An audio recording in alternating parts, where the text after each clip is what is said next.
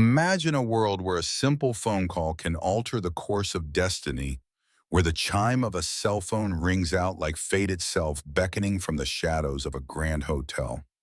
On this ordinary morning amidst the opulent sprawl of the Grand Plaza Hotel's lobby, Zoe Johnson, a diligent cleaner, felt her phone vibrate insistently against her hip. Despite the ironclad rule, no personal calls during work hours, especially for the cleaning staff, she couldn't ignore this particular number. It was the university, her lifeline to a dream she dared to dream again. Zoe, her heart racing, whispered to herself, "Just one moment," as she ducked behind a majestic marble column, its cool surface offering momentary refuge. With bated breath, she answered, "Zoe Johnson," her voice a hushed plea for privacy. The response came in perfect Dutch, the voice of Professor Van Houten from the University of Amsterdam. Her pulse quickened. This was no ordinary call. They conversed with an ease that belied the tension, discussing her application for a master's in linguistics, a dream deferred by 6 rejections. Suddenly, the world around her fell into a profound silence. Zoe glanced up only to meet the piercing gaze of Richard Coleman, the billionaire magnate behind the hotel chain, his eyes wide with a mix of surprise and curiosity. Beside him, manager Richards, stood, her expression a storm of fury. Zoe's heart sank.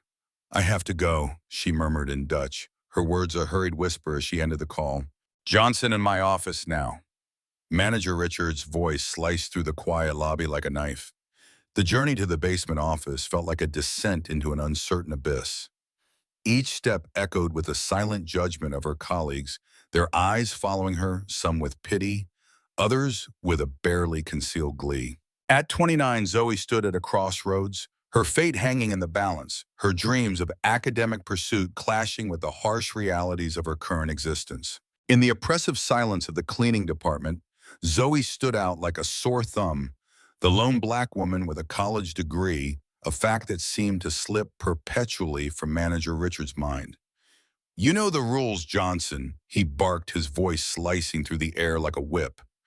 "No phones during working hours, especially not in common areas." His reprimand came swift as she shut the door behind her. "And what was that French Dutch?" Zoe corrected him, her voice barely a whisper, instantly wishing she could retract her words. "I don't care if it was Martian," he retorted, his tone dripping with disdain. "What matters is that Mr. Coleman, the owner of this hotel, caught a cleaning lady neglecting her duties to chat on the phone in the lobby." The sting of injustice seared through her, an acid eating away at her resolve. The white receptionist, they took calls without so much as a blink from management. Yet here she was singled out. It was the same old story, wasn't it? "I'm assigning you to the convention center bathrooms for the next 3 months, Richards declared with a sneer. "Maybe there you can practice your languages without bringing shame upon the hotel." Zoe's heart plummeted into despair. The convention center meant grueling double shifts after corporate events with no extra pay. It was Richard's go-to punishment for those who dared to step out of line. "You can go and count yourself lucky you're not being fired," he finished, dismissing her with a wave. That night in the cramped apartment she shared with 2 fellow nurses, Zoe wept in silence, her gaze fixed on her linguistics degree and international certificates, their frames peeling on the wall. 6 years of cleaning hotel rooms, saving every penny for a master's degree, and sending out resumes that vanished into the ether after interviews. The next morning, Zoe arrived early, her spirit bruised but her professionalism intact. She was ready to prove herself, to rise above the injustice. Then the phone at the front desk shattered the quiet. "Zoe Johnson."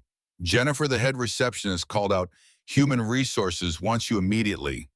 The HR department in unfamiliar terrain lay on the top floor adjacent to the executive offices.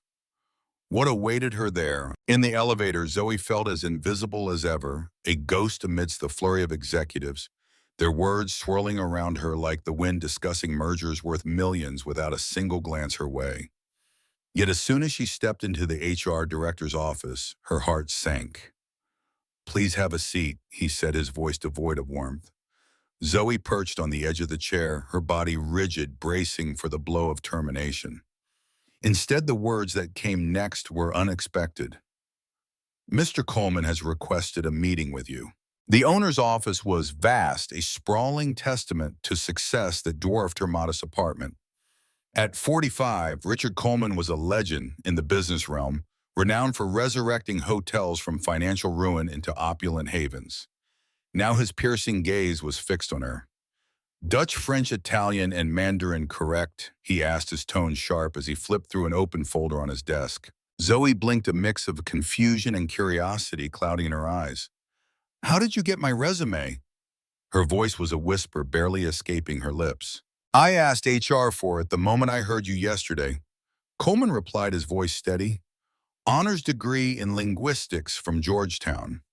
Fluent in 6 languages, 2 of them Asian, and here you are cleaning my hotel for 6 years. Little did Zoe know this meeting was not a mere happenstance. Unbeknownst to all in that hotel, behind that seemingly innocuous phone call in Dutch, lay a tale so vast and improbable link that would not only alter Zoe's path, but unveil a web of discrimination, casting light on the hidden brilliance that had been swept under the rug for far too long. For a heartbeat, silence enveloped the room, thick with anticipation. Zoe stood, her thoughts a whirlwind. Richard Coleman truly knew her not as the unseen woman in the cleaning uniform, but as a person of remarkable skill and potential. 6 years, Coleman murmured, closing the file, his eyes lingering on her, a silent acknowledgement of the time she had served in obscurity.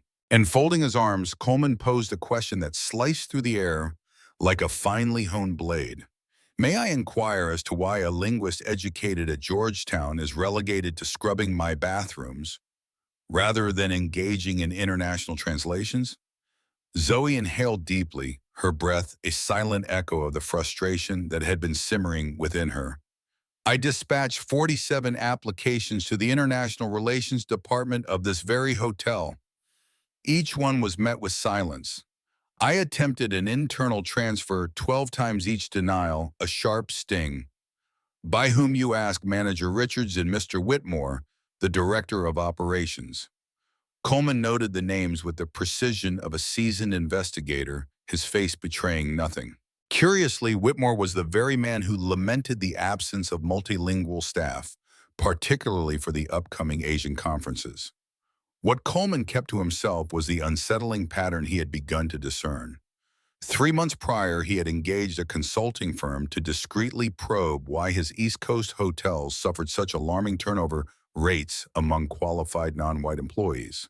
Zoe, Coleman's voice was firm, his gaze unwavering. Tomorrow marks the beginning of a trade conference with Dutch and Chinese business executives.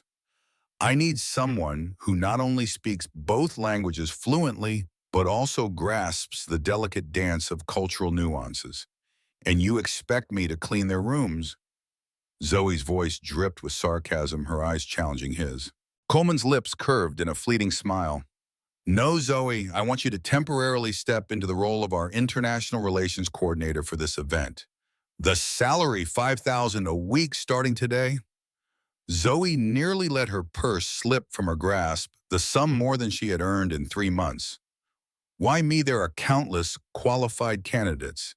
She questioned, her voice a mix of disbelief and hope.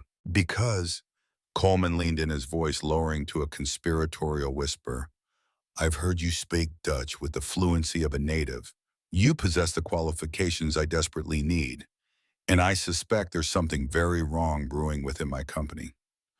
An hour later, Zoe entered the elevator, her new badge gleaming, granting her full access to the hotel systems.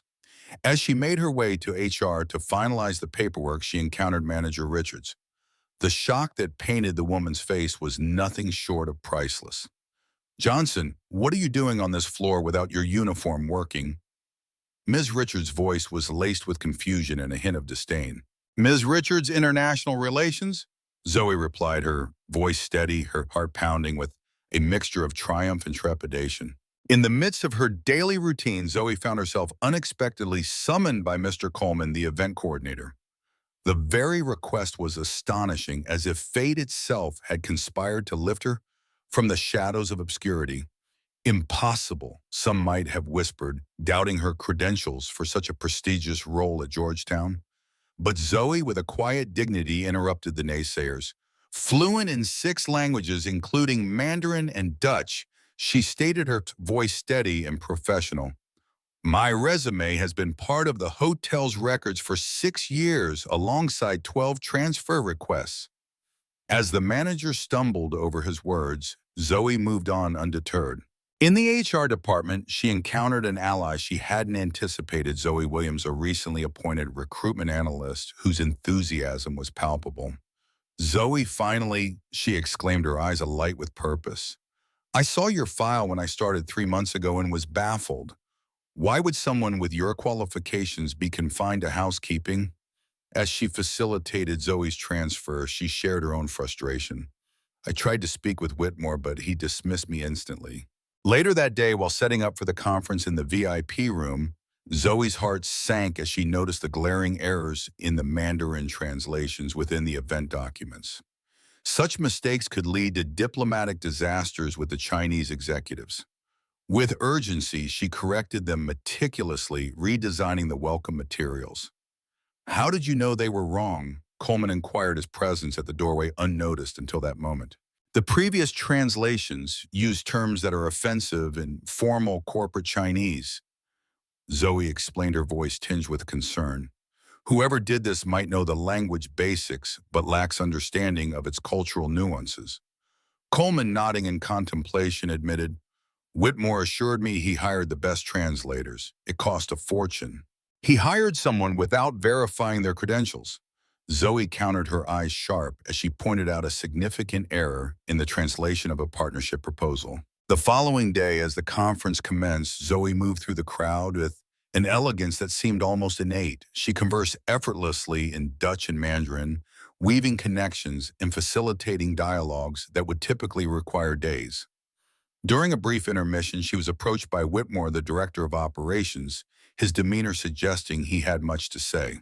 In the midst of the grand ballroom, a man who had never deigned to grace her with a word in 6 long years approached Miss Johnson with a smile that failed to conceal the icy calculation in his eyes. Miss Johnson, he began, his voice dripping with feigned admiration. I must confess I am truly impressed. It seems Richards grossly underestimated your capabilities. Zoe, her voice steady and calm, replied with a gracious, Thank you, Mr. Whitmore.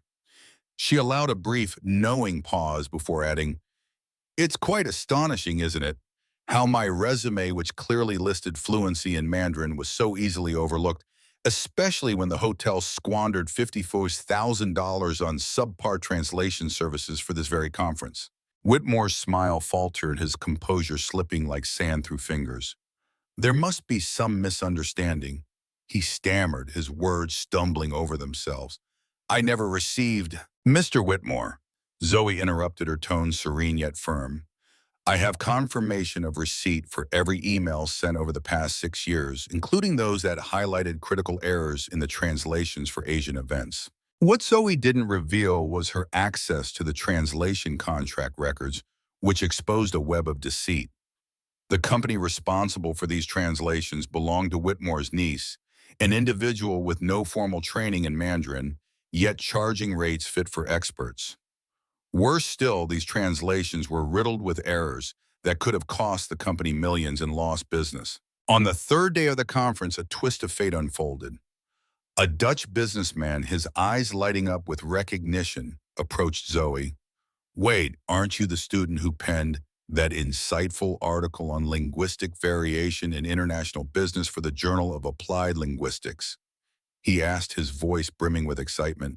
Zoe confirmed, her surprise mingling with a quiet pride. I've cited your work at 2 conferences, the man exclaimed, summoning his colleagues over to meet the prodigious talent they had unknowingly referenced. From a distance, Coleman observed, noting how Whitmore's discomfort grew. What the director didn't grasp was that while he smiled and schmoozed, Zoe was meticulously weaving a narrative that would not only unveil isolated errors, but expose an entire system of institutionalized discrimination and corruption. This system had stifled talents like Zoe's while funneling inflated contracts to those less qualified. Unbeknownst to the attendees at the Grand Plaza Hotel, the black cleaning lady who answered a call in fluent Dutch was no accident. Behind her seemingly mundane department transfer, a strategic plan was unfolding, one that would shake the foundations of the hotel's corporate structure. As Zoe strode through the vibrant atmosphere of the Grand Plaza Hotel's lobby, on the fourth morning of the conference, the air was thick with anticipation and energy. Her initiative had not only transformed her own trajectory, but had begun to unravel a network of bias that ensnared the lives of many. The question had shifted from merely proving her accusations to bracing for the cataclysmic impact of unveiling the stark truth. Amidst the bustling crowd, Zoe's heart sank at a disturbing sight. There was Whitmore guiding a visibly anxious young woman towards the executive elevators. "Miss Whitmore, your Mandarin translation is adequate," he reassured her with a voice as controlled as a conductor's baton. "There's no need for concern." The surname echoed in Zoe's mind like a warning bell. The young woman clutched a folder labeled Final Translation Master Contract. A fleeting glance as she passed confirmed Zoe's worst fears. The same grievous errors that she had meticulously corrected were still glaringly present. Determined, Zoe hastened to Mr. Coleman's office. "Zoe, what's going on?" he asked, looking up from his documents as she burst in unannounced. "Whitmore is replacing my correct translations with flawed versions done by her niece." Zoe explained, her voice a mix of urgency and indignation, showing him the incriminating screenshots on her phone. "And I have proof this has been happening for years." Coleman stood abruptly, his chair screeching against the floor. "Are you absolutely sure?" he demanded, his eyes wide with disbelief. "I have everything documented. What's more, I found records of inflated payments to her translation company 3 times above market rate, while qualified candidates like me were systematically rejected." As they spoke, another Zoe from HR rushed into the room, her face etched with urgency. "Mr. Coleman, sorry to interrupt, but I found something you need to see immediately," she said, thrusting a folder into his hands. "Hiring records for the last 5 years. There's a consistent pattern of rejecting qualified non-white candidates, especially women."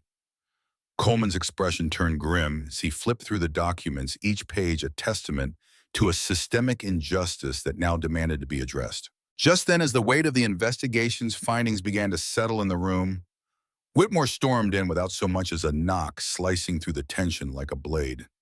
"Richard, the Dutch are ready to sign, but they've stumbled upon some discrepancies in the translations," he announced, his voice strained with urgency. "Johnson must have muddled something." The silence that enveloped the room was as chilling as the first frost of winter. Coleman, with deliberate steps, approached the door, closing it with a soft click that echoed like a gavel in the quiet. Turning back, her eyes locked onto Thomas, her voice a controlled tempest. "Thomas, I'm seeing payment records for $50,000 for subpar translations, while our qualified staff, how staff are relegated to cleaning tasks, Mom," she said, her tone dangerously calm. "Do you have an explanation?" Whitmore visibly shaken and stammered, I don't know what you're talking about. We hire the best." His words trailed off as Zoe, with a quiet confidence, placed a printed email on the table. "I just confirmed with Peking University. They've never certified Ashley Whitmore." The look Whitmore shot Zoe was one of venomous hatred. "You're nobody, just a cleaning lady who thinks she can tangle with the big boys." Zoe's response was serene yet firm. "PhD in Applied Linguistics from Georgetown, with 6 international publications all documented in HR. You've overlooked me one too many times." Thomas Coleman, seizing the moment, interjected, "I've called an emergency board meeting in 30 minutes. By then, I want her resignation letter on my desk." Whitmore's laughter was nervous, almost desperate. "You can't be serious because of this. Choose your next words very carefully," Coleman warned, her voice a low rumble of authority. 2 hours later, the executive auditorium was filled to the brim, an air of anticipation thick among the managers, supervisors, and directors. In the front row, Dutch and Chinese executives sat, their curiosity piqued. Richards, the cleaning manager, looked utterly bewildered, sitting alongside other department heads. Coleman, with Zoe at his side, stepped onto the stage, his presence commanding immediate attention. Today, he began, his voice resonating with gravity. We have uncovered a systematic scheme of discrimination and nepotism that has cost this company millions. For years, managers like Thomas Whitmore and Sarah Richards have operated under the radar. The room was charged with an electric tension as Coleman continued his speech. He unveiled a series of stark, revealing charts that contrasted the qualifications of our workforce against their actual job placements. The stark reality of hiring and rejection rates segmented by race and gender, and the glaringly overpriced contracts tied to the relatives of our managers. The air grew thick with the gravity of these revelations. Then, in a moment that would resonate with all present, Coleman shared a tale of quiet heroism. Ms. Johnson, whom many of you might have only seen as a cleaning lady this week, saved our company from a diplomatic and financial catastrophe by correcting translations that could have cost us millions due to contractual misunderstandings. A ripple of applause, soft yet significant, spread through the room, particularly from the Asian businessman who nodded in acknowledgement. With the gravity of a judge delivering a sentence, Coleman announced, "As a result of our investigation, Thomas Whitmore has been terminated for cause." The room absorbed the news in a stunned silence. Sarah Richards is suspended while we delve deeper into her involvement. The auditorium seemed to hold its breath. And effective immediately, we are conducting a thorough audit of all hiring and promotions from the last 5 years. Richards, now visibly shaken, stared blankly at the floor. Coleman's voice softened as he delivered his final announcement. "I am delighted to share that Dr. Zoe Johnson is being appointed our new Global Director of Internal Communications, overseeing all multilingual operations." The applause that followed was a mixture of shock, relief, and celebration, particularly from the cleaning crew at the back, their eyes brimming with tears of joy. As Zoe exited the stage, she caught sight of Whitmore, his face twisted in rage, being escorted out by security. His parting words hissed under his breath were a venomous, "You won't last a month." Zoe's response was a serene smile, her hand resting on the pocket of her blazer, where nestled a recording device that had captured every whispered threat and racist remark Whitmore had uttered in his desperate attempt to conceal his misdeeds. That night, in her new office with its sweeping view of the city skyline, Zoe allowed the day's emotions to flow freely. Tears of relief, of victory, and of a new beginning. In the aftermath of that tearful catharsis, Zoe's journey of transformation was only just beginning. For 6 long years, she had swept the corridors of her dreams, her potential buried beneath dismissive glances and lost resumes. But now, as she dialed her mother's number, the weight of those years seemed to lift, replaced by an overwhelming sense of achievement. "I did it, Mom," she whispered, her voice trembling with emotion, a stark contrast to the bustling activity of the Grand Plaza Hotel around her. Imagine the shock rippling through the hotel's executives, those guardians of old privileges, as they watched their world begin to crumble. Yet amidst the ruins of outdated norms, a new truth was dawning on some, a truth as inevitable as the sunrise.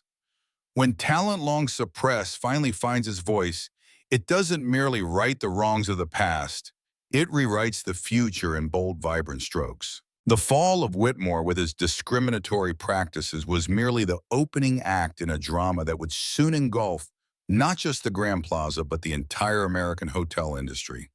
And what sparked this upheaval? A simple phone call in Dutch answered by Zoe on that fateful day in the hotel lobby. Fast forward 6 months, and the landscape had shifted dramatically. Zoe's office on the 32nd floor offered a panoramic view of Manhattan, a silent testament to her meteoric rise. A modest plaque on her oak door declared her new title, Dr. Zoe Johnson, Vice President of Diversity and International Relations. Her salary, now in the 5 figures monthly, was impressive, yet her true influence transcended mere numbers or titles. "Restructuring committee assembled and waiting," announced Zoe, now her executive assistant and confidant. Zoe took a deep breath, her gaze sweeping over the conference room where Richard Coleman and the board awaited. Could they feel the ground shifting beneath their feet, the winds of change blowing through the quarters of power? Here stood Zoe, ready to steer the industry into a new era. her heart a beacon of hope, and her voice a clarion call for justice. The atmosphere in the room was electric with anticipation as everyone awaited her. Today marked the grand finale of the Invisible Talents program, a visionary project spearheaded by Zoe to unearth and elevate the often overlooked gems within the hotel chain. The outcomes of our pilot have surpassed even the wildest dreams, Zoe announced, her voice echoing with pride as she displayed the figures on the screen. In a mere 6 months, we've unearthed 147 individuals, each with untapped skills in languages, finance management, and technology, all previously languishing in roles far beneath their true potential. Remarkably, 83% of these stars hail from Black, Latino, or other minority communities. Coleman, the driving force behind this initiative, gave a nod of approval. His insistence on implementing this program was not merely for his own advancement, but to overhaul the entire system. But the most awe-inspiring aspect, Zoe continued, her eyes alight with excitement, is the financial transformation. We've slashed our translation outsourcing costs by 78%. International customer satisfaction has soared by 42%, and our diversity ratings. They now lead the industry. Here was a program that not only changed lives, but also fortified the company's bottom line, all while shining a light on the latent potential within its workforce. Across the nation, in a modest hotel in California, Sarah Richards tuned into the conference broadcast. Her journey had been fraught with challenges. After a thorough investigation, she had narrowly escaped dismissal by accepting a demotion and a transfer. Now managing the laundry at a less prestigious property, she faced a daily reminder of her past prejudices. The next phase of our program, Zoe elaborated, will introduce an internal mentoring system. Each promoted talent pledges to scout and nurture the potential in others. Meanwhile, Thomas Whitmore, once a key player in the industry, was conspicuously absent from the conference. His career had crumbled under the weight of allegations of systematic discrimination and embezzlement, leaving his reputation in ruins. Whispers suggested he now managed a small roadside motel in Arizona. His niece Ashley had to return every cent of her undeserved bonuses, a stark reminder of the cost of unchecked ambition. Zoe stood before the camera, her voice resonating with a profound sincerity as she addressed the entire chain of properties. "I want to share something personal," she announced, pausing to allow the weight of her words to settle. The silence was palpable, a room full of hearts waiting to be touched. "When I was little, my mother cleaned rooms in a hotel much like this one," Zoe began, her eyes reflecting a blend of pride and sorrow. Despite her college degree, she was never granted the opportunity to work in her field. She always whispered to me, "Zoe, no matter how much they try to render you invisible, your worth transcends their acknowledgement." Taking a deep breath, Zoe steadied herself, her composure unyielding. "My mother left this world thinking some doors were forever barred to people like us. She didn't live to witness this day to see that her sacrifices bore fruit." Her words hung in the air, poignant and stirring. Across the room, executives, many of whom had risen through the ranks via the very program Zoe championed, dabbed at their eyes, moved by the story of resilience and hope. "The true might of a company," Zoe continued, her voice rising with passion, "isn't measured by its profits, but by the dreams it empowers." For years, the hospitality industry, like many others, had shrouded exceptional talent beneath the guise of service roles, presuming that individuals with certain backgrounds or accents were destined for the shadows. But today, as Coleman rose to his feet, applauding, followed by the entire room, and countless employees watching from afar, that narrative was being rewritten. Later, as the day waned, Zoe found an envelope waiting on her desk. Inside, a postcard from Amsterdam and a letter from the University of Applied Linguistics offered her a position as a visiting professor. Professor Vanton, who had made that pivotal call in Dutch 6 months prior, had followed her rapid ascent. Zoe smiled, looking out the window at the bustling city below, musing, "I owe Richards for that punishment, don't I? If she had just given me." The thought trailed off, lost in the irony and gratitude of her journey. The following morning, Zoe, with a gleam of determination in her eyes, unveiled her vision, a scholarship fund for hotel staff and their children funded by her very own salary. The first to benefit was the daughter of a colleague from her cleaning days, a bright young soul dreaming of a future in hotel management. What started as a simple call in Dutch had now grown into a tidal wave of change sweeping across not just the hotel, but the entire industry. The message was unequivocal. Talent is omnipresent. What we often miss are the opportunities and the recognition. True justice transcends mere punishment of the discriminators. It's about reconstructing the very foundations so that prejudice finds no refuge. Zoe's ultimate triumph was not in witnessing her adversary's downfall, but in seeing countless individuals like her ascend to new heights. If this tale has stirred your heart, making you ponder the silent shackles of prejudice that can mute the most extraordinary talents, share your thoughts in the comments below. Don't forget to like, share, and subscribe for more stories of those who have transformed adversity into avenues for profound change. In closing, let us remember the profound lessons Zoe imparts. True greatness isn't just about surmounting our own obstacles, but about holding those doors wide open for those who follow. Thank you for joining us on this journey. Your engagement means the world to us, and together we can keep this conversation going, fostering a world where everyone has the chance to shine.